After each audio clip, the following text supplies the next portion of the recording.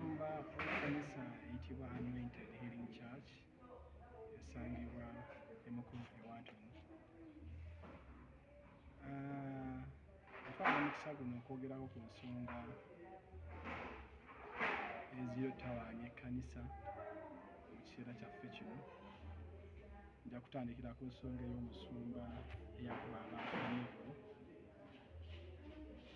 yakuba abagoberezi b'emiggo.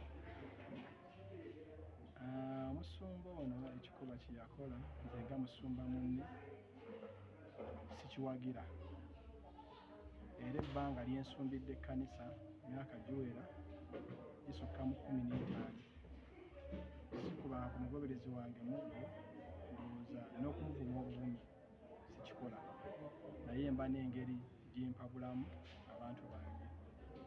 So ekikolwa ekyo sikiwagira, naye omwami oyo yakwatibwa n'asibibwa. Yasibibwa, simanyi kyaddirira, simanyi oba akyasibibwa, naye mu kulowooza okwange omwami oyo simanyi oba alina omusumba eyamusumba gwe twandiise spiritual father we, simanyi oba amulina. Naye bw'abanga tamulina, omwami yandibadde akwatibwa n'aweebwa abasumba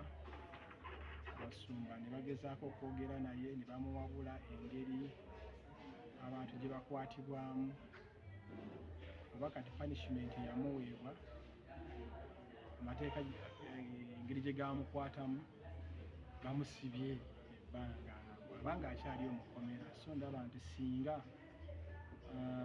bamuwa abasumba basobola omuwabula. Abantu tutambulira mu nsobi, bw'aba omuntu ategeera n'akimanya nti oyo yali nsobi, abantu be tusumba tetulina bakuba miggo. Bantu bakulu, balina abaana, balina bazadde baabwe, balina bannyazaabwe ne bassezaabwe, tulina bakuba miggo bw'aba bazze gye tuli. Abantu bano bajja gye tuli nga bayaayana baagala nnyo Katonda, ne bagonda ne beetoowaza, nga batulaba mu kifaananyi nga ffe tukiikirira Katonda okwogera gye bali. Kati baba bagonze ne batussaamu ekitiibwa, ate obugoovu bwabwe tetulina bukozesa kubanga tubavoola, tubamanyiira. Tosobola kukakkana ku muntu omukulu alina ne famire ye n'omukuba emiggo. Naye nze nsaba nti omwami oyo yandibadde aweebwa abasumba, ne bamuwandulinga, ne bamukansolinga, ne bamubuulira ekyokkola. Ekyewuunyisa nti abantu be yakuba emiggo bennyini baavaayo ne bagamba ffe omusumba waffe yatukubye, ffe teyakubye mmwe, omusumba waffe mumuleke. So yeetaagamu okubuulirirwa, okuwabulamu okwo, n'akwatibwamu okwo mu ngeri ey'ekisa, n'aweebwa abasumba. Abasumba basobola okumubuulira ne bamufuula omuntu olw'enjawulo. Ate ku nsonga y'abano abasumba abasiba abantu ku njegere, kakati abasumba abasiba abantu ku njegere kyewuunyisa, kubanga omuntu nga tazze mu kkanisa nti bamuleese nga mulalu, abantu amayinja adduka nga mulamu bulungi, omusumba ojjawo ekyawandiikibwa ekyo kikugamba nti siba omuntu enjegere. Abantu bajja mu kkanisa kusumululwa, kugobebwako mizimu, kukutulwako ebintu ebibalondoola, ebyabasiiba, ebyakwata endowooza zaabwe, ne babanga ekyokola tebakimanyi.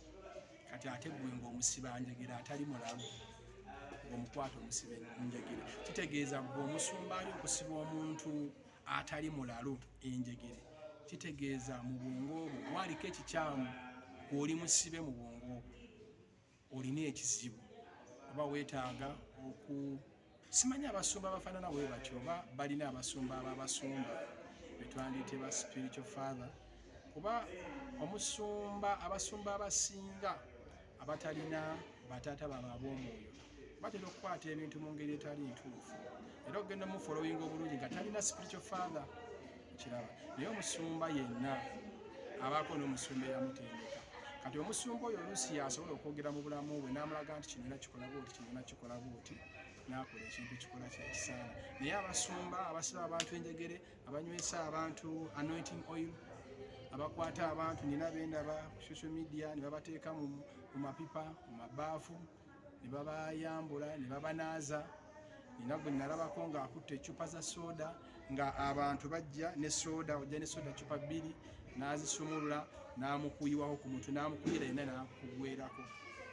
So ebintu bingi ebikoleddwa mu kkanisa, abantu bakoleddwako ebintu bingi ebitali bituufu, naye kino kijja olw'abantu obutasoma kigambo kya Mukama. Abantu ekisookera ddala beetaaga okusoma Bayibuli. Omuntu weetaaga okumanya omusumba ekkanisa gy'oli ogendamu, omusumba gw'oli okuwa obulamu bwo agenda kusumba atya. Kkanisa bw'ogibeeramu like omwezi gumu ze Sande 4, osobola okudisandinga n'omanya nti eno kkanisa ntuufu oba si ntuufu. So obulamu obuvalowinge tobuzanyirako. Bw'ogenda mu kkanisa, ekikutwala mu kkanisa, weetaaga ekkanisa, weetaaga omusumba agenda okukutendeka, agenda okukubuulirira, agenda okukusabira, agenda okukuwabula, obeere candidate agenda okufiitinga okuyingira mu ggulu. Kiri tuleeta mu makanisa kutereeza bulamu waffe. Mukama waffe Yesu atusaanire obulamu waffe bulungi, tereeza bikolwa byaffe kiraba. Kakati manya kanisa gy'ogendamu. Bw'oba oyingidde mu kanisa gyetegereze, weewe obudde weetegereze, kuba buli bulamu bwo respecting obulamu bwo, toleka muntu kuzanyira kula bulamu bwo ekitiibwa. Weetegereze omusumba oyo abantu abayisa atya. Ffe ng'abasumba abantu batuwa ekitiibwa, ne naffe tulina okuwa abantu ekitiibwa. Era tulina okumanya rights z'abantu. Olaba n'omwana waka gw'ozaala naye aba ne rights ze ng'omwana, era waliwo wootuuka nga tulina mukuba nga ne bwaba nti asobezza nga kwolwo si kukuba kwolina kukola ki ng'olina kwogera naye mu ngeri endala, so si kukuba miggo. So muyogedde ku nsonga eyakubeera omwesigwa, kubanga omuntu wabeera ewala nga tali kumpi n'omuntu oyo. For example nga wayogedde ku kya Peter bwe yatambulanga ne Yesu, bantu bangi bizinesi zibalemye, abamu ne badduka n'okudduka nga waliwo misunderstandings. Ensonga eyo mbadde nsaba ogitangaazenga mu nkoko nga webadde. Yes, kakati abantu balina obuzibu nti omuntu ku nsonga eyo ey'okukulembera, okuba ne mukama wo oba okuba n'omuntu akukulembera, abantu balina obuzibu nti agenda mu bizinesi y'omuntu naye natakkiriza kulemberwa, natakkiriza komandi za nannyini bizinesi oba nannyini mulimu ogwo, nayagala yaleetewo amagezi agage oba ye byamanyi oba engeri gye bamukuzaamu, nayagala asule ebiri byamanyi nga bwe yakula abireete mu mulimu gw'omuntu. Abantu bajja mu kkanisa naye ne baba nga ali mu kkanisa naye nga tafolowinga musumba kyamugamba, nayagala yaleetewo embeera eyiye. Naye bwe tudda ku muganda waffe Peter bwe yalokoka nakkiriza atambule ne Yesu, kubanga okulokoka teri akufoosinga, bakubuulira enjiri n'ogiwulira n'okkiriza, okkiriza nga gwe wekkiririza n'ogoberera Yesu. Ne Peter bw'atyo yali n'agoberera Yesu. Kale mugoberera Yesu, Peter mu bantu bonna abaagoberera Yesu ye yayagala nnyo Yesu nga mukama we. Esooka yamussaamu nnyo ekitiibwa, ekyokubiri yamukkiririzaamu, ekyokusatu n'amwesiga. Kakati naffe abasumba twetaaga okuba nga abantu bano bwe bajja gye tuli, tulina okuba abeesigwa. Omuntu akukkiririzeemu ng'oli mwesigwa, olina okuba n'okumanya ng'omuntu ono kyakwagalamu asobola okukifunamu. Obeere n'okumanya, obeere mwesigwa. Abantu bano kye batwetaagamu, obeere n'amazima. Abantu kye batwetaagamu.